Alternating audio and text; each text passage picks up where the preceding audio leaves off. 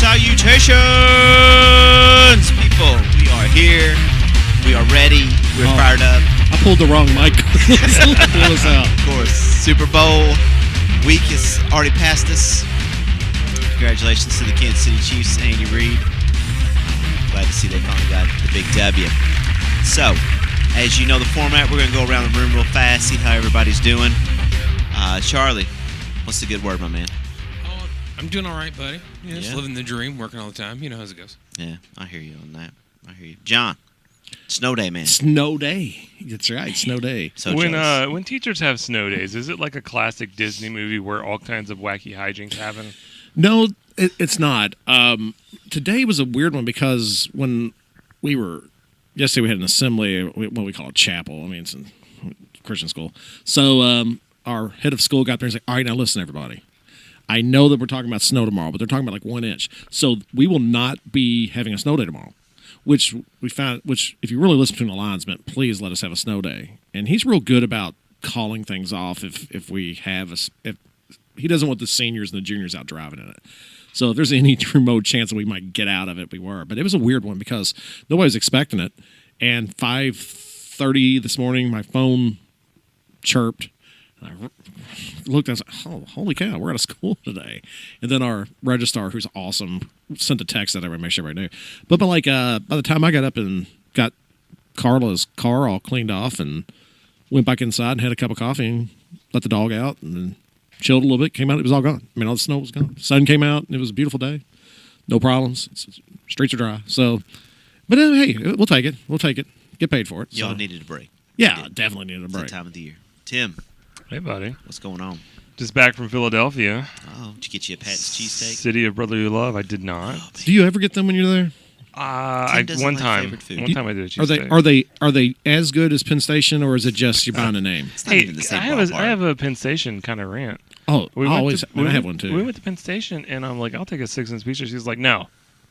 We have changed the sizes of our sandwiches.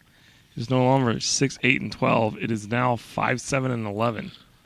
And I was like, and then it went up $2 more. Okay. So. It did. For Brittany and I, it was like, for Brittany and I, like a large fry was $27. Oh, I know. They're so hyper expensive there. Anyways, but that was my weird. The lady just had to correct me to let me know that they've changed. Well, that's what I thought was so weird the other day. The size of them. I'm like, okay, well then I'll have the 5-inch. Well, but you get the 5-inch just like my phone. It's like, what is this? Because she was like, because I came in there to get one, and she was like, well, what do you want? I was like, well, she didn't say, what do you want? I was like, what do you want? I was like, can I help you? That place in Atlanta, whatever it's called, Varsity. Varsity, yeah. What you want? So I was like, well, I'll have the Philly cheesesteak. So rude about it. And she said, rudest place ever. She's like, well, would you like the combo with the fries and the drink? And I was like, yeah, I'll have the 8-inch, whatever. Well, she never said anything. So when they bring it out to me, it's a combo, but it's like 5 fries. There's a sandwich about as big as this, and a massive Coke. I was like, I think I taste this thing. My worst thing that ever happened to Penn Station was when the guy put the pizza sauce on my Here we go. Philly cheesesteak. And I almost made him cry. Almost made the little guy cry. I was so mad. I'm so sorry I brought up Penn Station. We were the only ones there. It's a hot trigger button, Tim. We don't say this, man. You don't even understand. I told him, I said, I want this. I don't want any pizza sauce on it. We waited 30 minutes because there's only one other person in the whole building. Charlie just fell asleep. He brings it out. It's got pizza sauce on it. And I looked at him and said, pizza sauce? I said, who puts pizza sauce on a Philly cheesesteak? And he was like, oh, well. Do you think John has like particular fans that listen to the show just for his opening diatribe every week? And he said, here comes. I could take it back and get you another one. You started this. I know, I'm sorry. I could take it back and get another one. I said, no, I've already waited 30 minutes for this one. I guess I'll just sit here and eat it. I took one bite, and it was the most glorious thing I'd ever had. Podcast, please flip over to our other channel. Let John continue. Crappy Network TV with Carla and Charlie does not have such dreams. Well, as we just mentioned, we talked about the Super Bowl. Aaron's on the phone, too. Oh, Aaron, help save me. Hey, what's up? How are you doing, bud? Hey, I feel like this. I feel like you all have played a prank on me. I have to say that when I first started the podcast, I asked you all to watch a horrible film called Tag. Well, it was an interesting. Good night, Aaron. But listen, Listen. the previous episode, you all said, let's watch this horrible film called Velocipaster. I sat down and watched this film, and then, for whatever reason, the plans changed. So now I've seen this god-awful film. So thank you all for that. Hey, Aaron. All right, yes. What did you think of Velocipaster? It doesn't matter. There was very little dinosaur in it. It was mostly about the Catholic Church. Okay. Thank you for expounding more about Velocipaster than you did about Tag. I'm sitting here trying to have a Tag conversation, and Aaron, what do you think? I don't know. I just wanted to talk about it. But you don't have anything to say? The guy's wearing underwear. They were The gold. leopard print underwear. Well, speaking of leopard print underwear, I don't know if this man's ever been in it, but let me tell you about a guy who's having a pretty good week, and that's got to be The Rock. The man gets to do the Super Bowl intros. He gets to get... Which Did was he really? They He were did. ridiculous. He did. He was over the top. He got to drink from his own line of tequila that he makes now. He's got 7 movies at the theaters. And for our fans and our fans only, we have acquired a voicemail that The Rock has sent to us. We didn't know we were on his radar, but we are. Get ready for the Iron Paradise because we're coming. John, you want to roll that Here it voicemail is. for us? I got it. It's coming. Here it goes. Louisville's best podcast, or should I say, the People's Podcast. Here with Dwayne The Rock Johnson. I was just listening while I was working out. It's 4 in the morning here in Miami. Just did 27,000 bench presses and 45,000 curls. Just wanted to call and say I'm a fan, okay? As I know you're the fan of the champ, go see my movie Jumanji 2. And look out for Fast and Furious 25. Along with a lot of other projects. You know, I'm always working. You know, okay? Always working. I'm a busy man. Raising the eyebrow. Just go see my movies, and I'll do another interview when they come out, okay? Just give me a call. I'm a fan. I have a question, though. Do you like pie, you jabronis? If you smell what The Rock is cooking. So, after hearing this voicemail, my first thought was, that was 1997 Dwayne The Rock Johnson. That was just The Rock. There was no Dwayne. He has figured out how to time travel now. He did. So, I think that something with the Jumanji wires have been Well, crossed. I think So- also he must have had a cold or something, because until he said smell, it did not sound like himself at all. When he said the word smell, You're like, oh, that's him. that's got to be him. That's You know what it kind of reminded me of? It kind of reminded me of like Kevin Hart acting like The Rock. How do we know it I wasn't hear- Kevin Hart? I hear a smidge of Doug McCoy in there. But I know he doesn't listen to the podcast. Well, maybe it was The Rock trying to be Doug McCoy. That would have been. Trying to that be- would have probably been the more That was accurate. probably it, yeah. It's The just Rock for his trying new to role. be- That's the Doug movie trying to be coming The out in the Rock. fall is Doug. Well, we're thankful for The Rock for calling in tonight. That was, Oh, the that was- Dougie. oh, Well, so on tonight's podcast, I don't get to see No, John- the name. John's- we're not showing you the meme, John. John's completely lost here now as to what's going on. Nothing new for me. I live in a world of confusion. So, Tim, why don't you kind of lay the land for our listeners tonight of Well, what we're going to go over? The Oscar nominees for the Best Picture are out for 2020, and so we kind of talked about it. Go ahead. The Oscars are Sunday. Yeah, they are Sunday. I kind of thought that, but I didn't want to say it and have Charlie just look at me and shake his head like I was wrong, because I do that often, say things wrong. No. Well, there's a statement to be made for that. I'm not trying to play footsie with you, Brad. You're good. But so the Oscars got big are feet. Sunday. The chair. That was the chair. And so we kind of thought of we talk about some of the best films that were nominated but didn't win that we felt like should, or in John's case, it may just be any film he thought would be a good winner for the motion picture. So that's how we're going to start it off. I'm going to let Charlie go first. Charlie, if you want to just kind of take us in some of the films you felt that were nominated that should have won Best Picture, Well, I figured we'd go round robin like we normally do. like one at a time type thing. Yeah. Okay. So, as the app that I started is now, or not the app, but the article I brought up, the year is 1976. Okay. None of us in this room were born yet, except for John. And he was like one. Come on. Scroll a little faster here.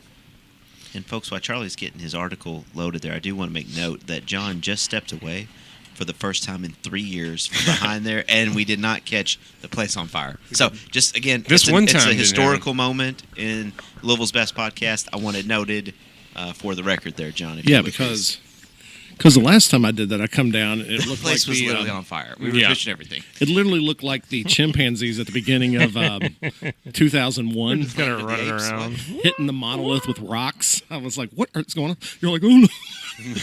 Out in the We lost backyard the banging volume. rocks together. All right. Yes. So the nominees were All the President's Men, Network, Rocky, and Taxi Driver. And I'm coming in hot on this one. The winner was Rocky. You know, it's a classic American film. We've referenced it here already several times because Tim was in Philadelphia. But I think history will look back and say Taxi Driver is an infinitely better film. Rocky is a good movie, but when it comes to what film, the greatest film of the year, in my opinion, from those listed, was Taxi Driver. It holds up. It is a time capsule. It's a very disturbing film, and it's hard to watch. And also, since I work in mental health, I can see a lot of parallels between the character and real mentally ill people. However, Rocky is a much, better feel-good movie, quote unquote, even though he loses in the first one. Spoiler. Yeah, well, the majority of people that listen to our podcast were born after the film came out. We were born after the film came out. Yeah. So that's my first one is Rocky, not a bad film. Taxi Driver, infinitely better movie. Right. I'm gonna go 2014. The winner was Birdman, or The Unexpected Virtue of Ignorance, which I've watched. It wasn't a bad movie. It's different. I did not know that was the full title. Yeah. Did you ever see it? It's on the. There's no way I'm going to waste my time on this movie. Yeah. It looks all right, but to me, it reminded me of Death to Smoochie from the way they promoted it during the trailers, and I'm like, I don't want to watch this movie again. I didn't want to watch that movie the first time. Michael Keaton's good in it, but it's a strange movie. And I know we were kind of talking about this earlier, and as much as Wes Anderson gets a lot of pub. A lot of his movies, I kind of publicity, or just like hype. Oh, okay. I'm sorry, I used that wrong. But he gets a lot of hype. I didn't know if it was some term the kids use on the Fortnites or something. No, a lot of hype for his films. Some of them I think fall flat, and some of them are pretty good. But and my disagreement, that's fine. But I watched The Grand Budapest Hotel, and I actually really enjoyed that movie. I thought it was a really heartwarming tale. It's something I really enjoyed. So to me, I felt like that should have been the winner in 2014. So I don't know if anybody else saw that one or wasted their time on it, but I did not see it. That's one of the few ones I haven't seen of his. So yeah. So now I should go check that out. Aaron, do you have any that you wanted to call out? I've got 3 different years I was looking at, but I'll start with 1995, and this one might get me thrown off the podcast. So here we go. Forrest Gump. The winner, and this is hard because I like both these movies a lot. The winner was Braveheart. Yeah. Which I know is a very popular film, but I really love Babe. Babe is a great movie. I have to concur with Aaron on that one. Better than Okay. Well, not necessarily better, but as far as those type movies go, you're talking about a kids movie here, and it was well done. I mean, it's a well done movie. I mean, it's for kids movie. I mean, it's a really well done movie, and I'm surprised it even got nominated. That's interesting because it was a children's movie that got some really high kudos that year for that. Yeah, you don't see that often. Toy Story 3 was one of those ones that were nominated as a kid's story. That's a good one, Aaron. Brian, do you have one? 1996. The English Patient 1 should have been Jerry Maguire. That was one of Tom Cruise's best movies. I feel like when we were kids, you talked about Jerry Maguire all the time. It's a tremendous movie. It was like one of those things that you just... That was my motto, show me the money. Yeah. That's one of those things. Okay, John. Charlie. Well, real ahead. quick, Jerry Maguire actually didn't lose because it's not as good of a film as The English Patient. It lost because it had a Bruce Springsteen song in the soundtrack, and it was awful. It was awful.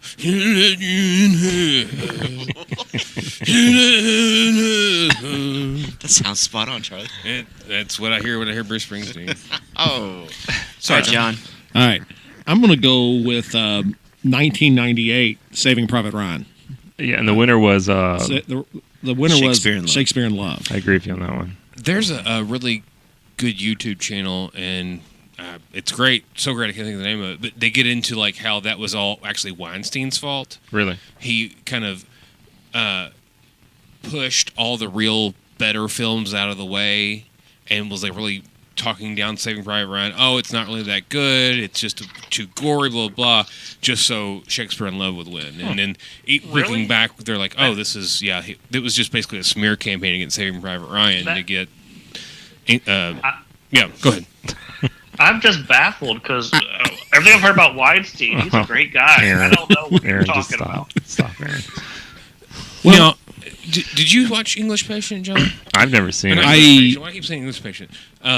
Shakespeare in Love. Did you see it? I have seen it, yes. And had Saving Private Ryan not been such a good movie, do you think that Shakespeare in Love should have won, or? I just really felt that Shakespeare in Love was just kind of like your just atypical. It was a romantic comedy. Romantic, It just happened to be set in, I mean, Ralph Fiennes in it. You know, I mean, it's Gwyneth Paltrow in it. It's just kind of.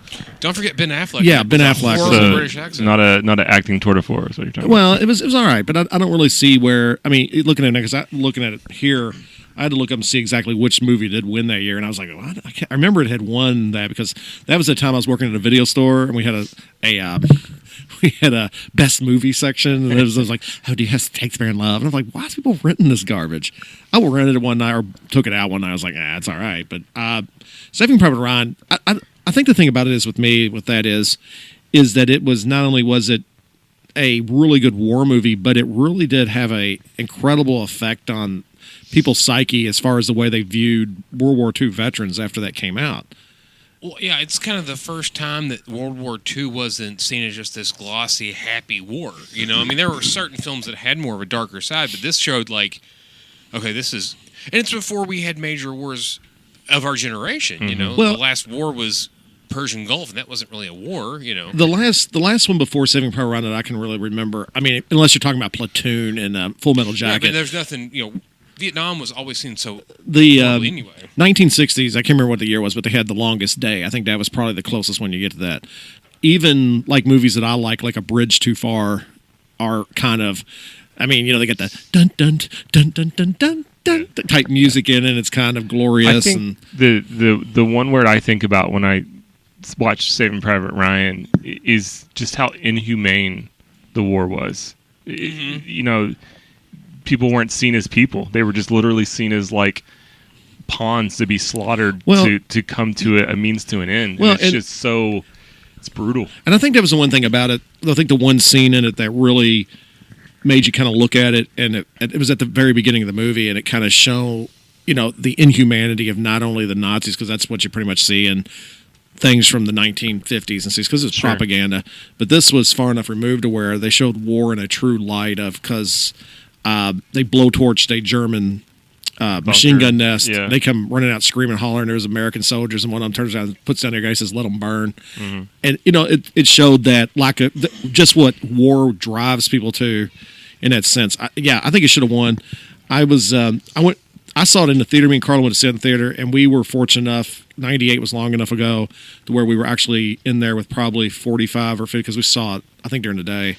45 or 50 World War II veterans were there to watch it, and you know, it was a very moving experience for them, of course, and us. I mean, because both my grandfathers fought.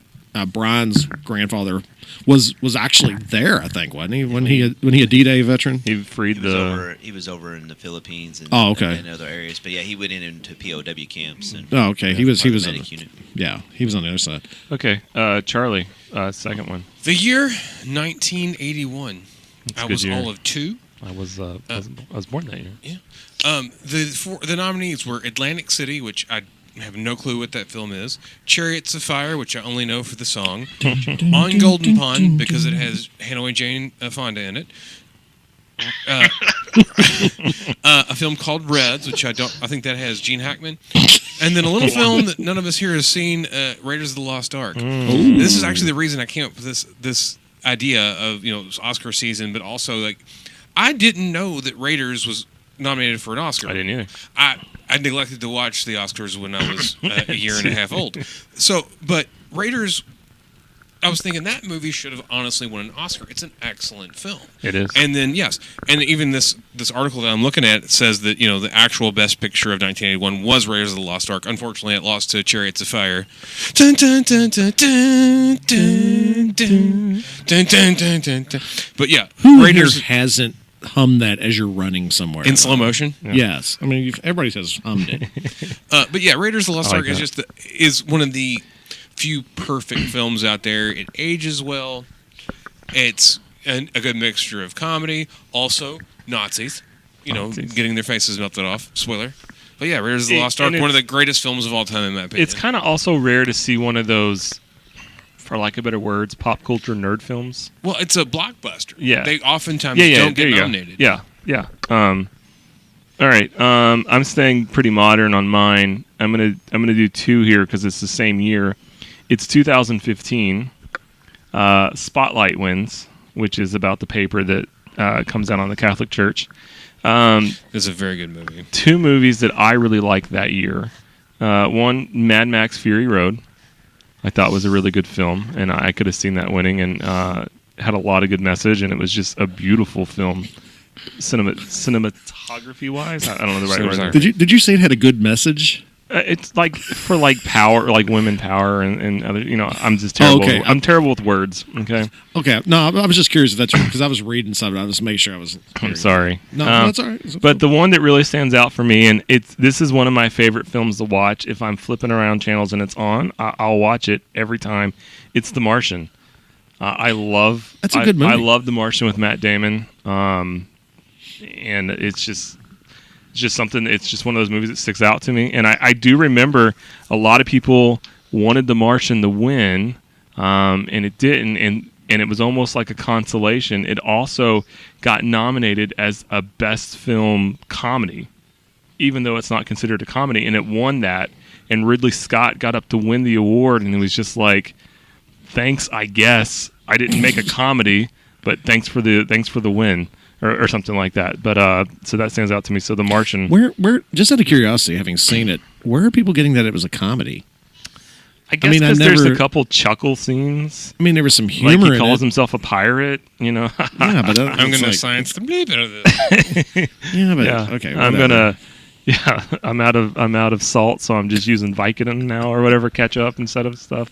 So anyway, so that's the. I really like The Martian. So there you go. Is it my turn? Brian. Brian. The year 1992, Unforgiven with Clint Eastwood wins that movie. Wins the award. That's all right. The Crying Game, Howard's End, Scent of a Woman, and again, I'm on my Tom Cruise kick. A Few Good Men Few good men. with one of the classic, all-time greatest scenes in what did you call it? Cinematography. I history? couldn't Cinematic. I couldn't history. say it. I'm sorry. I was waiting for somebody to you know, correct me, again, but they just let me hang out there. And We die. just can't handle the truth. So that's all I got to say on that one. A Few Good Men. Okay. Aaron. 2001, I had one of the choices of the nominees, but then I thought someone that wasn't even nominated that actually should have won that year. So the winner of 2001 was Beautiful Mind. The nominees were Gosford Park, In the Bedroom, Moulin Rouge, and Lord of the Rings, Fellowship of the Ring, which is the one I was going to say should have won that year because, to me, that's the best of the Lord of the Rings movies is the first one. It has, it's just a very clear story. It's not jumping around like the other ones are. And it's just very well filmed and acted and everything. But that's also a year that one of my favorite movies came out, The Royal Tenenbaums, another Wes Anderson film. Wasn't nominated, and I think that probably it should have at least been nominated, if not the winner of that year. So The Royal Tenenbaums is an odd movie. At least it is an odd movie, but it's about a guy who's lost his family, Gene Hackman, and it's a weird family, but he's trying to put his family back together. He's trying to save his family. He's realized that he's lost everything, and he's coming towards the end of his life, and he's trying to fix everything. And Okay. it's just a movie I really like. So Okay. All right, John. All right, mine's going to come out of 2011. The winner was The Artist, but my pick, because I'm a big-time baseball fan, would have been Moneyball. It's a good movie. Brad Pitt, Jonah Hill, and That one girl. the one girl, yeah, can't remember. I got it right here. Amy Adams? Philip Seymour Hoffman was the other one I was thinking about. Not the girl, Not but the girl. I was like, wait a second there. Tammy Blanchard is Okay. one of them. Right now. And I just liked it. I mean, it was interesting to see because, I mean, Jonah Hill wasn't like a big, huge, gigantic name at that time. Not that I necessarily think he is in my book now, but you know what I mean. He's got his celebrity now. But he actually did pretty good. Hoffman was good in everything. I wish he had not had passed. I thought you meant Dustin at first. I was like, is he in that? No. Philip Seymour. Definitely He's good. baseball. Definitely. And even Brad Pitt, for all his wonderful looks, was actually pretty decent. I like Brad Pitt as an Who's the actor. director of that? It is directed by, I've got it right here, coming up, directed by Bennett Miller. He did that when he also did The Big Short. Okay. And both of those films are very similar and very films that I would never like. I really want to sit down and watch a movie about baseball. It's something I've never said, but it was on TV one time. I was dog sitting and I had nothing else to do, so I sat there and watched it with Pitbull. And me and Radar sat there and watched it, and it was a good movie. Same thing with The Big Short. I sat there like, I don't know, I can't find anything else to watch and watch it. It was wonderful. Charlie really needs to start his own podcast called Movies with a Pit Bull. Or just Radar. Charlie talking to himself. Yeah. On Charlie's radar. Yeah. There you go. Or what was it you said last night? I should have one called John's Anatomy. Yeah, John's gonna have a podcast about Grey's Anatomy and call it John's Anatomy. And he's gonna get the wrong type of viewership. Wait till you see the YouTube channel. Hey, everybody, just a black box. I don't have any more, but Charlie, if you have Aaron say his? Yeah, he said Tenenbaums. I got one left. Okay, I do too, and mine actually is going to argue with you too. That's fine. I know, right? Surprise. You said the year that Spotlight came out that The Martian was a better film, or that you think it should have won. Yeah. I see your Martian, and even though I just talked about how great The Big Short was, Yeah. Mad Max Fury Road is once again an action film that's near perfection in my opinion. See, Charlie describes it so much better than I do. And you know, We probably should let Charlie talk more. I haven't watched the old films in quite some time. Right. But I was not expecting Mad Max Fury Road to be as good as it was. Mm-hmm. It was not a dumb action film. It was not overly. I mean, it was political. And it came out in the kind of the beginning of the Me Too movement. But I don't think they meant for it to. Right. You know, it's a universal story, and it was well acted. And the fact that Tom Hardy did an amazing Mel Gibson impression. And also the fact that we were led to believe that he was the star of the film, but actually it was, Furiosa. Yeah. But it didn't take away from it. You know, basically and even though there was a lot of women's empowerment, I don't think that was the plot of the film. So the fact that you've got a really visually stunning film with almost 100% practical effects, not CGI, all these cars, all of this stuff, very little set pieces. Right. Just a very well-made film and a fun movie to watch. You know, I saw it like opening week at the super duper IMAX at Mall St. Matthews, Right. and it like my face melted a bit in the best way possible. It's a very stunning film to see. And it's one of the few movies that it's held up, and I've enjoyed it every time I've watched And it. I think you and I talked about it before. The first time I saw it, the women's power type, or it's not what stood out to me. There were strong characters. It wasn't like In your face. you've got to. If you don't understand, this is about how women have been oppressed, and no, it's just No. It was a well-made film, and I'm not saying that films that do that are bad by any stretch of the imagination. However, this one just you didn't need for it to be shoved down your throat. Right. It was a part of the plot point, and you understood it, and it didn't have to jump out at you. Agreed. Yeah, I'm good with that. Brian, what you got? 1977. Annie Hall wins. The other nominees: The Goodbye Girl, Julia, The Turning Point, and a little film called Star Wars. Unpopular opinion. It didn't deserve to win the Oscar. Okay, New Hope. As much as I am the massive Star Wars fan that I am, New Hope is really not that great of a film. I mean, Okay, Brian, it stay strong. It struck lightning when it did. I mean, and I'm it's, sorry. Let me ask you this question. How many times have you watched Annie Hall? Oh, that's right. 0. We're not talking of the differences between Annie Hall and Star Wars. We We're are just because saying it that won. So therefore, Okay. I I stand I gotta corrected. disagree with John on this one because New Hope Bye, Aaron. movies were made. It changed everything. The way movies were filmed, the flight scenes, everything. Agreed. I'm high-fiving Aaron all the way to Texas right now. I agree with all that, but in the moment, it probably wasn't. I have to agree with Charlie on this. It probably wasn't the best picture of the year. No, I agree with what you're saying. Yeah, Aaron, it changed the way films were made. It changed the way films were promoted, changed the way films were marketed. However, I want to go to Tashi State's Best Performers. It's I not an Oscar award. And I performance. guarantee you, nobody hit their head on a door in Annie Hall. Okay? Because I've got nobody a watched reserved Annie Hall. Aaron, did you have another one? Yeah. What I find interesting about the Oscars is the winner of the year. It's usually not the movie everybody forgets about. It's not the best one nominated. So 1946 is where we're going. Wow. The winner is a movie called The Best Years of Our Lives. Have anybody heard of this movie? Yes. Charlie has. Never seen it, but I heard of it. Okay. And if you listen So to best- Charlie watching movies with pit bulls. No, on Charlie's radar. On Charlie's radar. On Charlie's radar. Okay. So the winner was Best Years of Our Lives. Then we had Henry V, The Razor's Edge, The Yearling, and a little film called It's a Wonderful Life. One of the greatest films ever made of all time. Now it is. Unpopular opinion, not a good movie. I lost my money, Mary. No, I man. got a wheelchair, stole my money, Mary. Oh, Mary. I wish. I want to jump off the bridge, Mary. Was this the drunk version? That's the actual version. Now, but you got to admit though, the lady in it, the blonde Woman? one, the blonde one. No, Donna Reed? You sound like me trying to Yeah, describe yes, it was. Mad Max. You mean Mary? It's pretty. no. The The blonde, film's pretty. the blonde girl, the blonde girl in it. Not Mary, the other It was one. in black and white. Teacher says every time of No, hour, not- the angel gets its wings. Never mind. We're done with this podcast. Never mind. John, play the. The film's got a play good the exit message, John. It's pretty. music. Play the exit music, John. That's not. Who I Cars was- go fast, people drink gasoline, they do water. Mad Max. Save us, John. Come on. Never mind. That's not who I was talking about. But Who's the blonde woman in the black Oh, and my white God. film, John? His wife? you tell. No, Forget it. talk about the- Oh, Aaron's gonna save. Aaron's gonna save you.